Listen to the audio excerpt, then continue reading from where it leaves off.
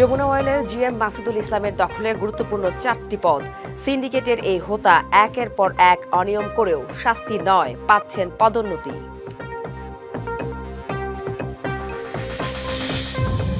জ্বালানি তেলের দাম বৃদ্ধিতে উত্তরাঞ্চলে কৃষকের বাড়তি ব্যয় 6,500 কোটি টাকা। বাজারে পণ্যের ন্যায্য মূল্য নির্ধারণের দাবি।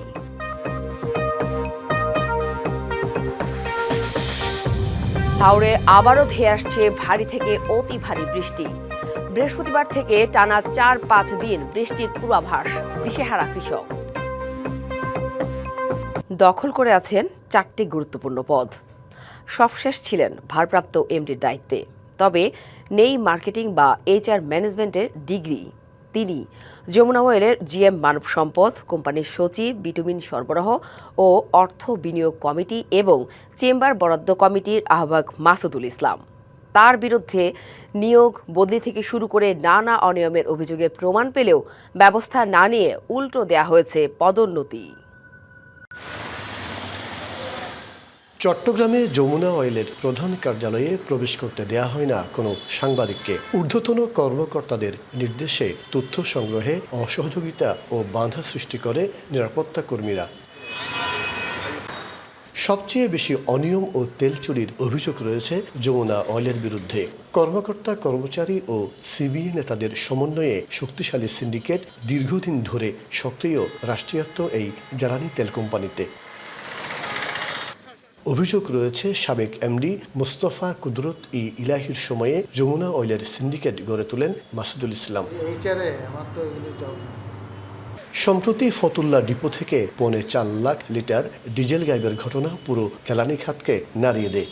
এই ঘটনায় এজিএম শেখ জাহিদ আহমেদ ও ডিপো ইনচার্জ মোহাম্মদ আসলাম খানের বিরুদ্ধে অভিযোগ উঠলেও ব্যবস্থা নেওয়ার পরিবর্তে পদোন্নতির প্রস্তাব দেন মাসুদুল ইসলাম। শুধু তাই নয়, সিবিএ নেতা আবুল হোসেনের কারাগার থেকে অফিসে হাজিরার মতো ঘটনায় তার নাম এসেছে। গ্রেপ্তার সিবিএ নেতা ইয়াকুব ও জয়নাল আবেদিন টুটুলকেও নিয়ন্ত্রণে তার ভূমিকা রয়েছে বলে অভিযোগ রয়েছে।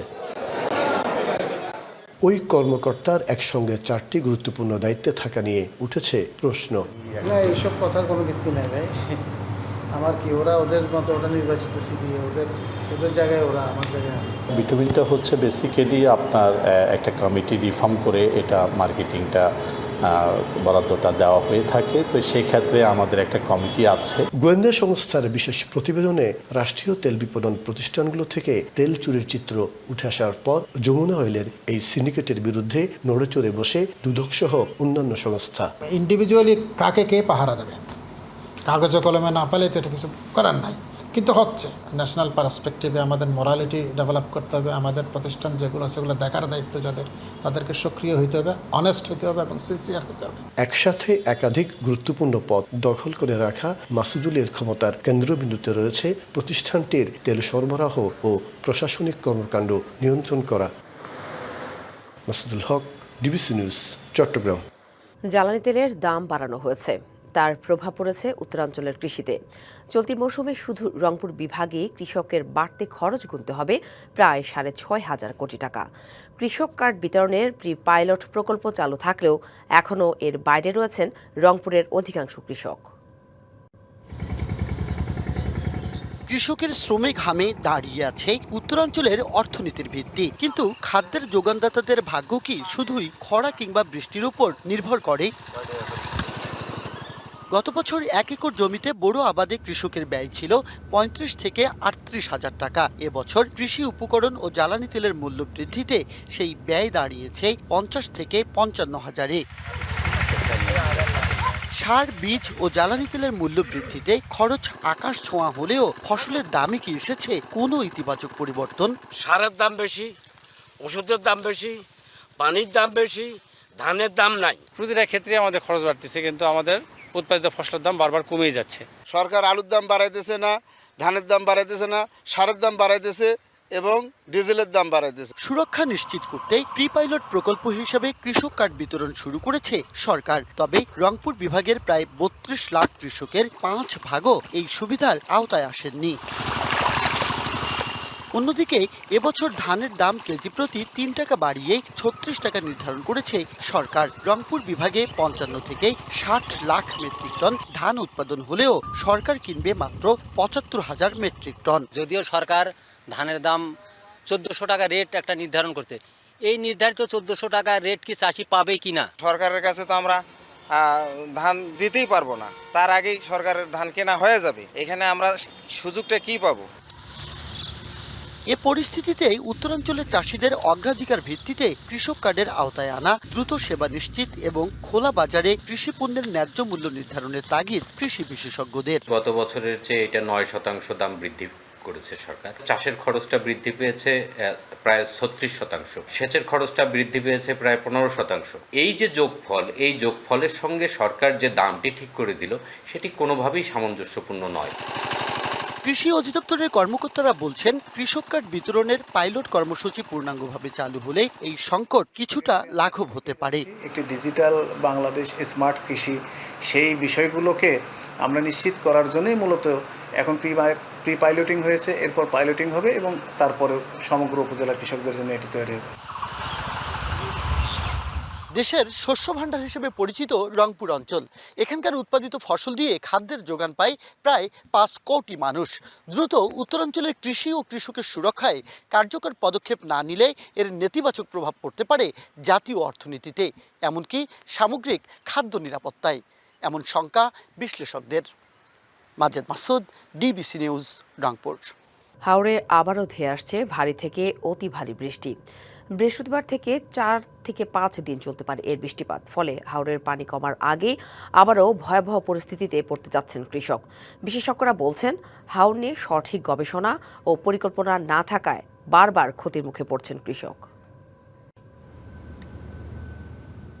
বেশ কয়েকদিনের টানা ভারী এবং অতি ভারী বৃষ্টিতে তলিয়ে গেছে হাওরের বেশিরভাগ এলাকা। হাজার হাজার হেক্টর কৃষি জমি ডুবে গিয়ে নষ্ট হয়েছে কৃষকের স্বপ্নের ধান, নিঃস্ব হয়েছেন বহু কৃষক।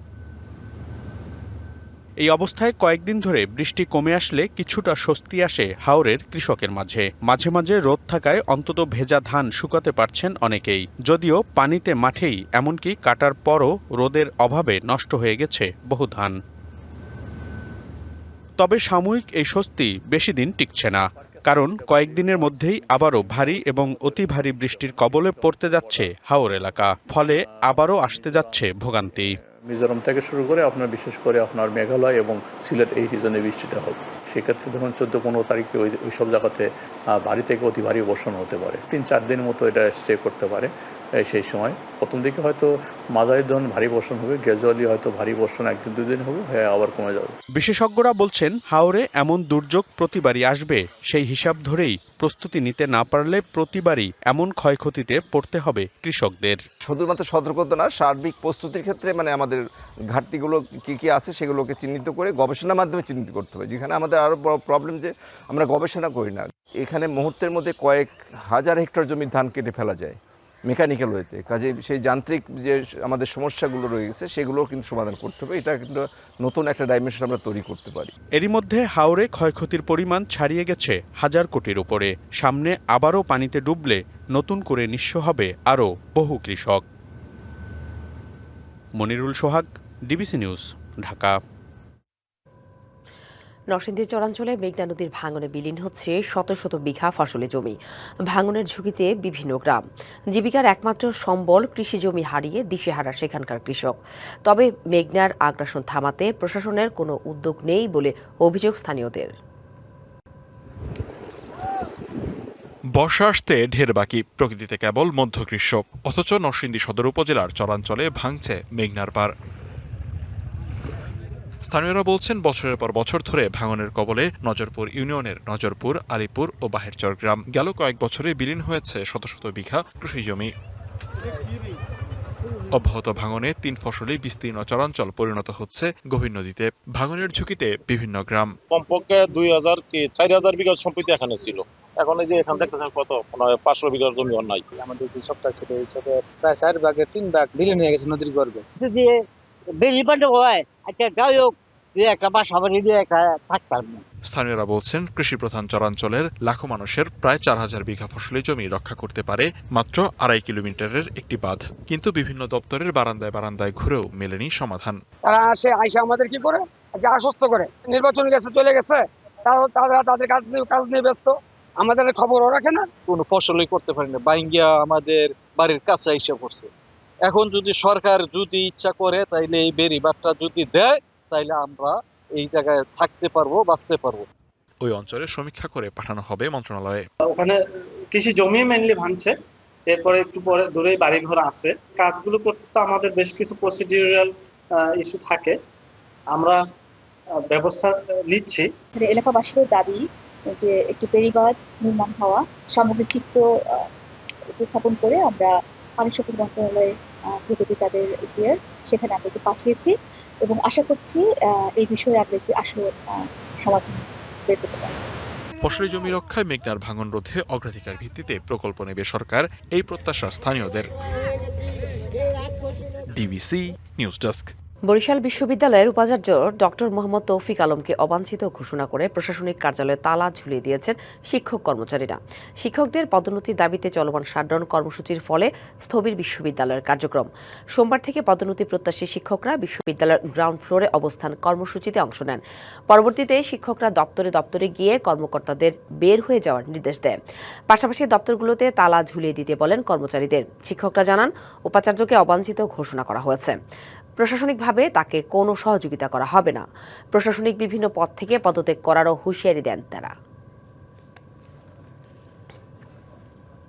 শিক্ষকদের পদোন্নতির দাবিতে চলমান শাটডাউন কর্মসূচি নিয়ে বিস্তারিত জানাতে বরিশাল বিশ্ববিদ্যালয় থেকে সরাসরি যুক্ত হয়েছেন সহকর্মী জিয়াদ মাহমুদ। জিয়াদ, শাটডাউন কর্মসূচিতে কি ধরনের প্রভাব পড়েছে বিশ্ববিদ্যালয়ের কার্যক্রমে? এছাড়া আজ শিক্ষকদের কোনো কর্মসূচি রয়েছে কিনা, দাবি নিয়ে কি বলছেন, বিস্তারিত জানাবেন। সাথী, এখানে নেই শিক্ষার্থীদের কোলাহল, এখানে যে প্রশাসনিক কক্ষগুলো সেখানে তালা ঝুলছে। উপাচার্যকে অবাঞ্ছিত ঘোষণা করেছে শিক্ষকরা। এবং আপনাকে যদি এই ঘটনার পেছনের ঘটনা বলি, যে এই গত মাসের 21 এপ্রিল থেকে শিক্ষকরা পদোন্নতি দাবিতে তারা প্রথমে কর্মবিরতি, পরে শাটডাউন, এবং আমরা দেখেছি যে 28 এপ্রিল থেকে পূর্ণাঙ্গ অসহযোগ আন্দোলনে তারা নামে এবং তারা বলেন যে তাদের যে দাবি দেওয়া পদোন্নতি সহ অন্যান্য যে দাবি আছে সেই দাবিগুলো বাস্তবায়ন না হওয়া পর্যন্ত তারা আন্দোলন চালিয়ে যাবেন। পরিপ্রেক্ষিতে আমরা দেখেছি যে 30 এপ্রিল এখানে বিভাগীয় কমিশনার, উপাচার্য এবং শিক্ষক মণ্ডলীর প্রতিনিধিদের সাথে একটি সভা হয় এবং সেই সভায় সিদ্ধান্ত নেওয়া হয় যে শিক্ষকদের দাবি বিশ্ববিদ্যালয়ে যে প্রচলিত আইন বিধি রয়েছে সেই বিধি অনুযায়ী মেনে নেওয়া হবে এবং সেটি সমাধান করা হবে। কিন্তু গত শনিবার সভা হলেও উপাচার্য বিশ্ববিদ্যালয়ের যে বিদ্যমান নীতিমালা অনুযায়ী সংকট সমাধানের চেষ্টা না করে বিষয়টি ঝুলিয়ে রাখেন বলে শিক্ষকরা জানান। এবং এছাড়া শিক্ষকরা আরও জানান যে অধিকাংশ সিন্ডিকেট সদস্যের মতামতকে অগ্রাহ্য করে উপাচার্য নিজের সিদ্ধান্ত চাপিয়ে দিয়ে বিশ্ববিদ্যালয়ে আরও গভীর সংকটের দিকে ঠেলে দিচ্ছেন। এরই পরিপ্রেক্ষিতে গতকাল থেকে আমরা দেখেছি যে পুনরায় তারা এখানে এই বিশ্ববিদ্যালয়ে শাটডাউন কর্মসূচি পালন করছেন এবং প্রশাসনিক যে কক্ষগুলো সেখানে তালা ঝুলিয়ে দিয়েছেন, যার ফলে এখানে যে শিক্ষার্থীদের পরীক্ষা চলছিল, আমরা যত জেনেছি শিক্ষার্থীদের পরীক্ষা চলছিল, ক্লাস চলছিল, সব কিছু কিন্তু বন্ধ হয়ে যায়। শিক্ষার্থীরা বলছেন যে এই যে সংকটময় পরিস্থিতি, এই সংকটময় পরিস্থিতিতে তাদের যে পড়াশোনায় ব্যাঘাত ঘটছে, পাশাপাশি যে পরীক্ষা না হওয়ার ফলে সেশন জটের একটা শঙ্কা থেকে যায় বলেও তারা জানিয়েছেন। এবং সর্বোপরি আমরা উপাচার্যের সাথেও কথা বলেছি, তিনি বলেছেন যে ইউজিসির যে বিধি রয়েছে সেই বিধি অনুযায়ী পদোন্নতি নিতে হবে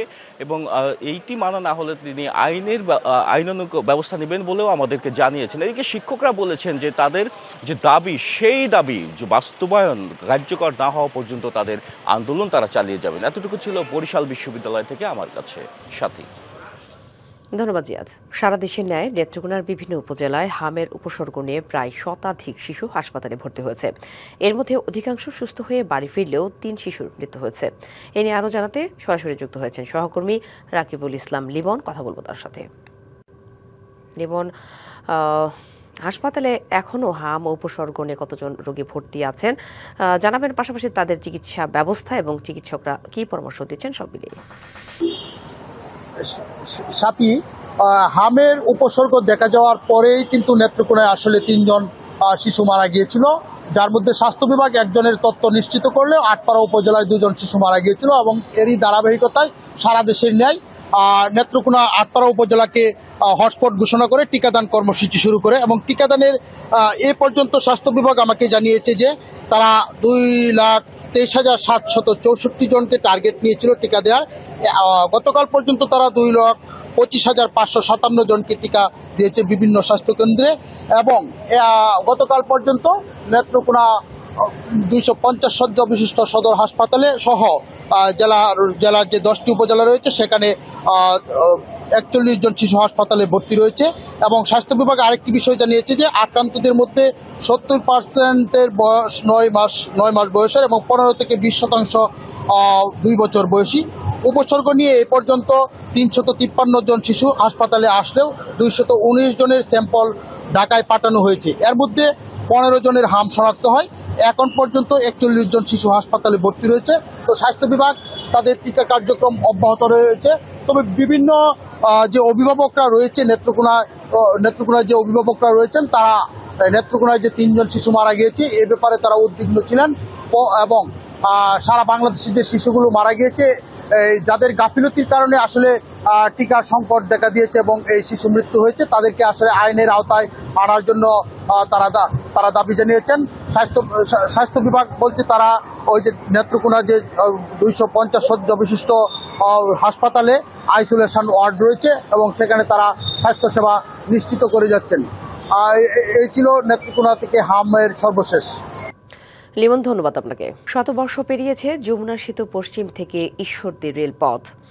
একই বয়সী এই পথের ছোট বড় 68টি রেল ব্রিজ ও কালভার্ট।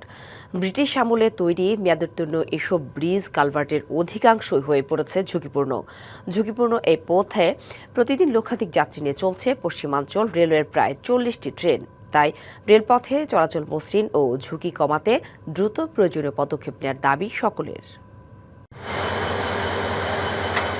যমুনা সেতু পশ্চিম ঈশ্বরদী রেলপথের 24 নম্বর দিলপাশা রেল সেতু। 130 বছর আগে সিরাজগঞ্জ ও পাবনার সীমান্ত এলাকা ভাঙ্গুড়ায় নির্মিত হয় রেল সেতুটি। 1983 সালের 22 মার্চ ভেঙে নদীতে ছিটকে পড়ে ট্রেন। এতে প্রাণ হারান বেশ কয়েকজন। ভয়াল এই দুর্ঘটনার পর কেটে গেছে 43 বছর। এখনও জোড়াতালি দেওয়া এই সেতু দিয়েই প্রতিদিন চলাচল করছে পশ্চিমাঞ্চল রেলওয়ের প্রায় 40টি যাত্রী ও মালবাহী ট্রেন। একই অবস্থা 25 নম্বর বাউজান সেতুরও। একাধিক ফাটল ও দেবে যাওয়া সেতুটি সর্বশেষ সংস্কার হয়েছে 2022 সালে। 105 বছর স্থায়িত্বকাল ধরে নির্মিত 88 কিলোমিটার এই রেলপথের বড়াল, ঘাটিনা, মোহনপুর সহ 68টি রেল সেতুরই মেয়াদ পেরিয়েছে প্রায় 30 বছর আগে। রেলপথটিরও বিভিন্ন স্থানে ভেঙে গেছে স্লিপার রেলহেড, ফলে দেখা দিয়েছে দুর্ঘটনার আশঙ্কা। তাই দ্রুত প্রয়োজনীয় পদক্ষেপ গ্রহণের দাবি রেল যাত্রী ও স্থানীয় এলাকাবাসীর। যেহেতু 40টা ট্রেন আপ ডাউন করে এই রাস্তা যমুনা সেতু থেকে একদম ঈশ্বরদী পর্যন্ত, এই ব্রিজগুলো কিন্তু আসলে খুব দ্রুত সংস্কার করা দরকার। এইটা ঝুঁকিপূর্ণ, এক সময় আপনার অ্যাক্সিডেন্ট হয়ে ভেঙে চুরে মানুষের প্রাণহানি আশঙ্কা রয়ে গেছে। দুর্ঘটনার ঝুঁকি এড়াতে ব্যস্ত এই রেলপথে করা হচ্ছে ট্রেনের গতি নিয়ন্ত্রণ, ফলে মিলছে না শিডিউল, বাড়ছে ভোগান্তি। বড় দুর্ঘটনা এড়াতে দ্রুত নতুন রেলপথ ও সেতু তৈরির প্রয়োজনীয়তার কথা বললেন স্টেশন ম্যানেজারও। সমস্যার একমাত্র সমাধান হচ্ছে ডাবল লাইনটা যখনই হয়ে যাবে তখন আশা করা যায় যে যাত্রীরা তাদের যে কাঙ্ক্ষিত সেবা রেলের কাছ থেকে সেটা হচ্ছে প্রত্যাশিত সেবা পাবে বলে আমরা আশা করি। বিশেষজ্ঞদের দাবি সংস্কারের অবস্থায় নেই উত্তরাঞ্চলের রেলপথ ও সেতুগুলো। পুরাতন যে রেলপথগুলি আছে, বিশেষ করে রেলের যে ব্রিজগুলি, সেই রেল ব্রিজগুলি আসলে এখন সংস্কার করার পর্যায়েও নাই। এটা ধীরে ধীরে আমার মনে হয় যে একটা মাস্টার প্ল্যান করা দরকার। মাস্টার প্ল্যানের আওতায় এই ব্রিজগুলিকে প্রতিস্থাপনের উদ্যোগ নিতে হবে। ডাবল লাইন নির্মাণ হলে সুযোগ সৃষ্টি হবে পুরনো সেতুগুলো প্রতিস্থাপনের। নতুন সেতুর পরিকল্পনা আছে, এটা অলরেডি একটা আমাদের প্রস্তাবনা আছে আর কি। এটা ইয়াতে আছে, প্ল্যানিং কমিশনে আছে। এটা হয়তো খুব দ্রুতই হয়তো কার্যকর হতে পারে। উত্তর ও দক্ষিণাঞ্চলের মানুষের নিরাপদ রেল সেবা নিশ্চিতে পশ্চিমাঞ্চল রেলওয়ে দ্রুত দৃশ্যমান পদক্ষেপ নেবে, এমনটাই প্রত্যাশা সবার। খালিদ হৃদয়, ডিবিসি নিউজ, সিরাজগঞ্জ। সাতক্ষীরার বাগানে বাগানে চলছে আম সংগ্রহ। চাষিরা গাছ থেকে আম পেড়ে বাজারজাত করার কাজে ব্যস্ত সময় পার করছেন। এ বিষয়ে বিস্তারিত জানাতে সরাসরি যুক্ত হয়েছেন সহকর্মী এম বেলাল হোসেন। বেলাল, এবার তো আমের ভালো ফলন হয়েছে, তো কোন কোন জাতের আম সংগ্রহ কাজ চলছে আর প্রত্যাশা অনুযায়ী দাম পাচ্ছেন কিনা, পাশাপাশি জানাবেন মধ্যস্বত্বভোগীদের দৌরাত্ম্য কমাতে প্রশাসনের কোনো তৎপরতা। গত 5 তারিখ থেকে সাতক্ষীরায় গোবিন্দভোগ, গোপালভোগ সহ স্থানীয় জাতের যে আম সেটি সংগ্রহ শুরু হয়েছে। জেলা প্রশাসক এটির উদ্বোধন করেন এবং আগামী 15 তারিখ থেকে কিন্তু 15 তারিখে যে আপনার হিমসাগর, যেটি আসলে সাতক্ষীরার রসালো এবং সুস্বাদু আম হিসেবে সারা বিশ্বের কাছে পরিচিত, সেই আমটি ভাঙা শুরু হবে আর কি। তো সেই আমটি মূলত বিদেশে যায়। এছাড়া প্রতি বছর কিছু আম, গোবিন্দভোগ আম কিন্তু বিদেশে যায়। তবে চাষিরা যেটি অভিযোগ করছেন সেটি হচ্ছে আম ভাঙার তারিখ আগে আনলেও পিছিয়ে দেওয়া হয়েছে বিদেশ পাঠানোর তারিখ, যে কারণে গোবিন্দভোগ আম কিন্তু বিদেশে এবার পাঠানো নিয়ে সংশয় রয়েছে চাষিদের মধ্যে। যেহেতু আজকেই কিন্তু অনেক বাগানীদের আম ভাঙা শেষ হয়েছে, যে কারণে তারা কিন্তু চেষ্টা করে গোবিন্দভোগ আম আসলে বিদেশে পাঠাতে পারছেন না। তবে আমরা কৃষি বিভাগের সাথে কথা বলেছিলাম। কৃষি বিভাগ বলেছে এবছর 100 টনের মতো আম কিন্তু বিদেশে রপ্তানি হবে এবং এই জেলা থেকে 400 কোটি টাকার আম বিক্রি হবে, এমনটাই প্রত্যাশা করছেন। পাশাপাশি বিভিন্ন জেলা থেকে, তারপরে ঢাকা থেকে বড় বড় ব্যবসায়ীরা সাতক্ষীরাতে আম সংগ্রহ করতে এসেছেন এবং মধ্যস্বত্বভোগীদের যে বিষয়টি আপনি বলেছেন, আসলে মধ্যস্বত্বভোগীদের নিয়ন্ত্রণে জেলা প্রশাসক কিন্তু ম্যাজিস্ট্রেটের নেতৃত্বে একটি টিম মাঠে রেখেছেন, যাতে করে মধ্যস্বত্বভোগীরা যে সুবিধাটা নেয় সেটি নিতে না পারে। এবং চাষিরা বলছেন যে গত বছরের তুলনায় আসলে আমের ফলন ভালো হয়েছে এবং দাম কিছুটা কম। তবে এখন পর্যন্ত যেভাবে দাম পাচ্ছেন, এই দামটা পেলেও কিন্তু তারা মোটামুটি লাভ করতে পারবেন।